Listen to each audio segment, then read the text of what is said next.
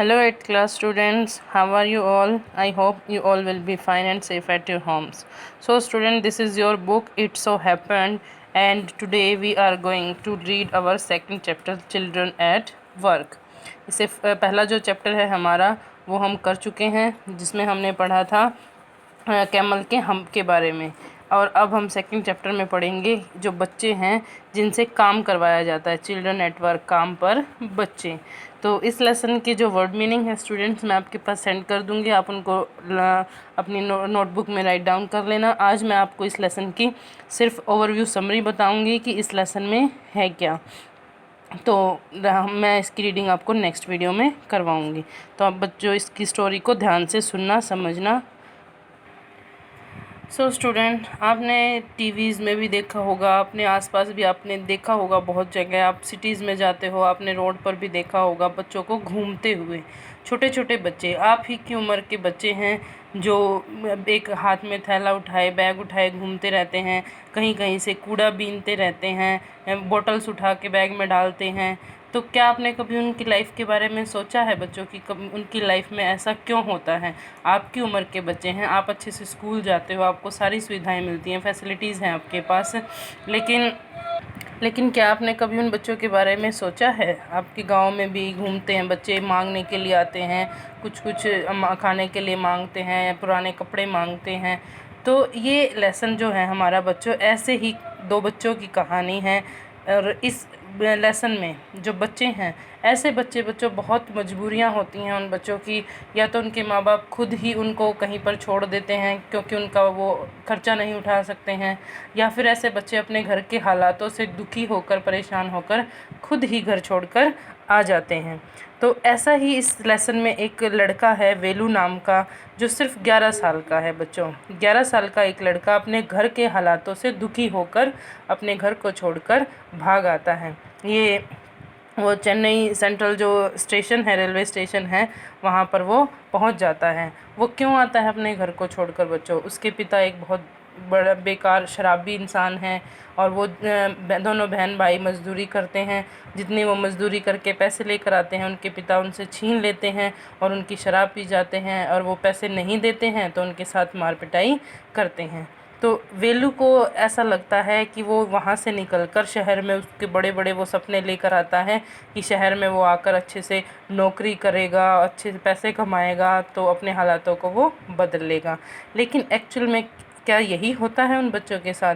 क्या यही सिचुएशन होती है उन बच्चों के साथ कि वो आकर उनको अच्छा काम मिल जाता है? नहीं बच्चों, ऐसा नहीं होता है। तो वेलू जो है वो कन्याकुमारी एक्सप्रेस जो ट्रेन है उसमें बैठ जाता है, और वहाँ बैठकर वो चेन्नई रेलवे स्टेशन पर पहुँच जाता है, और वहाँ आकर वो स्टेशन पर उतर जाता है, प्लेटफॉर्म पर वो पहुंच जाता है। उसके बाद उसको नहीं समझ आ रहा है कि उसको क्या करना है, कहाँ पर वो जाए। तो वहाँ पर वो बैठ जाता है। चारों तरफ उसने इतनी भीड़, लोगों को इतना इधर उधर भागते हुए, दौड़ते हुए उसने पहले कभी भी नहीं देखा था। तो अब उसको नहीं पता है उसे कहाँ जाना है, तो इसलिए वो एक छोटा सा उसके हाथ में बंडल है, यानी कि कपड़े हैं उसके हाथ में थोड़े से अपने, उनको लेकर वो वहीं पर प्लेटफॉर्म पर एक बेंच पर बैठ जाता है। तो अब वो सोचता है कि वो क्या करे। अब इतनी देर में ही उसको एक आवाज़ सुनाई देती है पीछे से, और वो आवाज़ उसके पास आती है, और वो आवाज़ उससे आकर पूछती है कि वो चारों तरफ देखता है कि ये किसकी आवाज़ है। तो वो देखता है कि एक लड़की, उसी की उम्र की एक लड़की, फटी हुई बनियान पहने, घुटनों तक उसकी बनियान आई हुई है, जैसा कि आप पिक्चर में देख भी सकते हो। घुटनों तक उसकी जो बनियान है वो आई हुई है, और वो वहाँ पर हाथ में एक थैला लिए हुए वेलू के पास पहुँच जाती है। वेलू को बड़ा दुख होता है देखकर कि क्या हालात हैं, क्या कुछ है, क्या यहाँ पर ऐसी ज़िंदगी जीने को मिलेगी उसे। तो लेकिन फिर भी अब वो छोड़कर आ गया है, तो वो क्या करे। लेकिन उससे पहले इसमें हमें देखने को मिलता है कि वेलू जो है वो अपने क्या क्या लेकर आया हुआ है अपने साथ। वो अपने साथ अपनी शर्ट लेकर आया है, अपना टॉवल लेकर आया है, साथ ही साथ अपना कॉम्ब भी लेकर आया है, और थोड़ा सा एक जैगरी, जैगरी मीन्स गुड़ का एक टुकड़ा लेकर आया है, कुछ मूंगफलियाँ लेकर आया है। और अब वो उसको भूख भी लगी हुई है क्योंकि उसको चेन्नई आने में काफ़ी टाइम लग गया था। तो अब वो अपने कुछ कर नहीं सकता है, कहीं जा नहीं सकता है।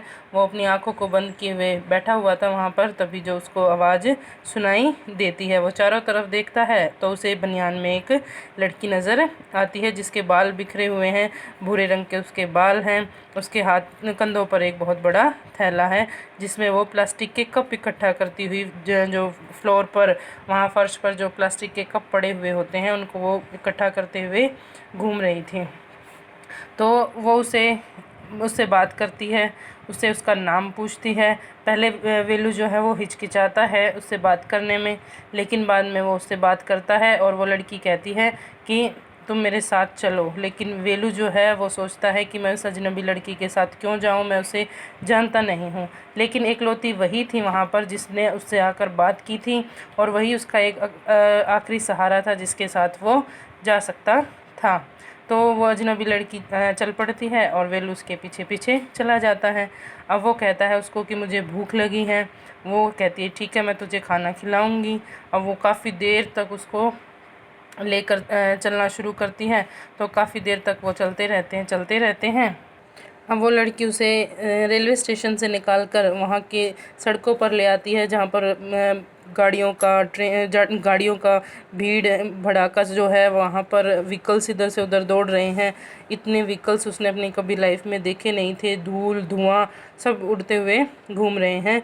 और वेलू उनके बीच में से वो लड़की बिना हेजिटेट किए, यानी कि ऐसा लगता है जैसे उस लड़की को इन सब चीज़ों की आदत है, और वो फटाफट से उसको वहाँ से निकाल कर ले जाती हैं। तो वेलू रास्ते में उससे काफ़ी सवाल पूछता है कि क्या यहाँ पर गायें नहीं हैं, उनको चराने के लिए कहाँ लेकर जाया जाता है, वगैरह वगैरह। तो इस बारे में जो लड़की है उसको बताती है कि क्या तुम्हें ऐसा लगता है कि तुम गांव से निकल कर आए हो तो यहाँ पर तुम्हें वैसा ही मिलेगा? नहीं, यहाँ पर वो चीज़ें नहीं हैं। फिर वो रास्ते में साइन बोर्ड वगैरह नज़र आते हैं उसको, वहाँ पर कुछ लिखा हुआ है और वो इंग्लिश में नहीं पढ़ पाता है। तो एक जगह है सेंट्रल जेल नाम की, वहाँ पर जगह है।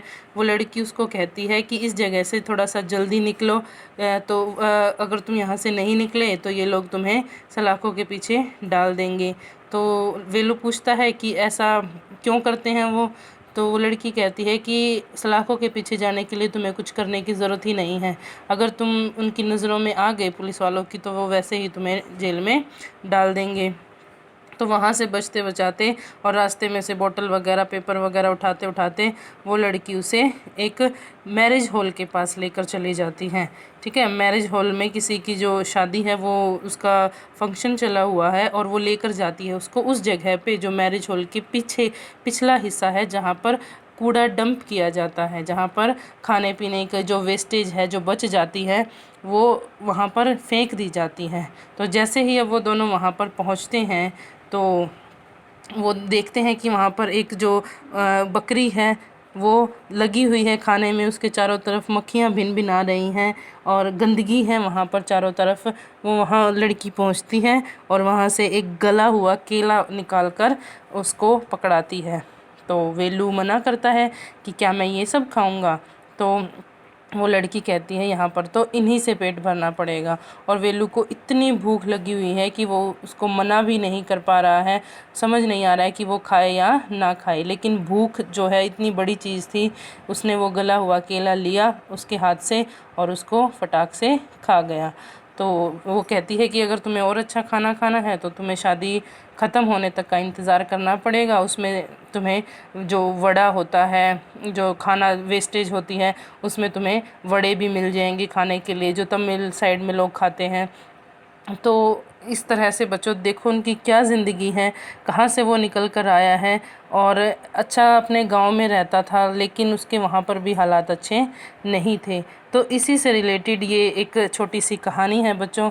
वो लड़की उसके बाद वहाँ से खाना खिलाने के बाद वो लड़की उसे अपने उस जगह पर लेकर चली जाती है जहाँ पर वो रहती है। वहाँ पर वो उस प्लास्टिक जो उसने इकट्ठी की थी वो उन सबको वहाँ पर खाली करती है, और वो वेलू को कहती है कि जब तक तुम्हें और कहीं पर काम नहीं मिलता या फिर और कहीं तू जा नहीं सकता, तब तक तू मेरा ही काम करवा दे। और वो एक थैला वेलू को भी दे देती है। वेलू ये सोच कर आया था कि यहाँ पर वो किसी अमीर आदमी के घर पे गाय या भैंस चराने का काम कर लेगा, क्योंकि गांव में वो यही काम करता था। लेकिन शहर में ऐसा कुछ नहीं होता है।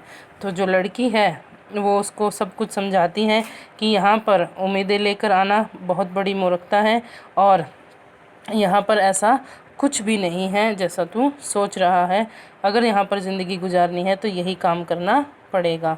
तो वो उसके हाथ में भी एक थैला दे देती है और वो दोनों ही बच्चे निकल पड़ते हैं अपनी ऐसी ज़िंदगी जीने के लिए। और वेलू भी ये सोच लेता है कि मुझे तब तक अच्छी नौकरी नहीं मिलती है तो मैं तब तक यही काम कर लेता हूँ, इससे मेरा गुजारा हो जाएगा। देखो बच्चों, ये हालात हैं। हम बहुत अच्छी ज़िंदगी जीते हैं। हम आप लोगों को स्कूल जाने का मौका मिलता है, नई नई ड्रेसेस मिलती हैं, आपको बुक्स मिलती हैं पढ़ने की। और ये सच्चाई है, ये कोई कहानी नहीं है, ये सच्चाई है। आप देख सकते हो शहरों में जाकर बहुत सारे ऐसे बच्चे हैं जो अपने घर से भाग आते हैं, अपने घर के हालातों से दुखी होकर अपने आप को एक अच्छी ज़िंदगी देने के लिए। लेकिन क्या उन सब में से सब बच्चे सफल हो पाते हैं? नहीं। इसीलिए कहा गया है जो हमारे पास है हमें उन चीज़ों की कदर करनी चाहिए। हमें उन चीज़ों से जो हमें सुविधाएं मिल रही हैं हमें उनमें खुश रहना चाहिए। वरना ज़िंदगी तो इन बच्चों की भी है जो सड़कों पर घूमते हैं, जिनका कोई घर नहीं है। उनके कोई बीमारी लग जाए या कुछ भी हो जाए, उनके पैरों में चप्पल नहीं है, सर्दी है गर्मी है, सब उनके लिए एक जैसी होती हैं। तो ये लेसन है बच्चों, इस लेसन की ये कहानी है। तो नेक्स्ट वीडियो में मैं आपको इसकी रीडिंग करवाऊंगी अच्छे से इस लेसन की। मुझे उम्मीद है आपको ये लेसन अच्छे से समझ आएगा और इसको आप बड़े इंटरेस्ट के साथ पढ़ोगे। तो मिलते हैं बच्चों नेक्स्ट वीडियो में, और मैं आपके पास इसके वर्ड मीनिंग सेंड कर दूंगी जिसको आपने अपनी नोटबुक में उतार लेना है, और नेक्स्ट वीडियो में इसकी रीडिंग करेंगे। Till then take care of your health. Thank you.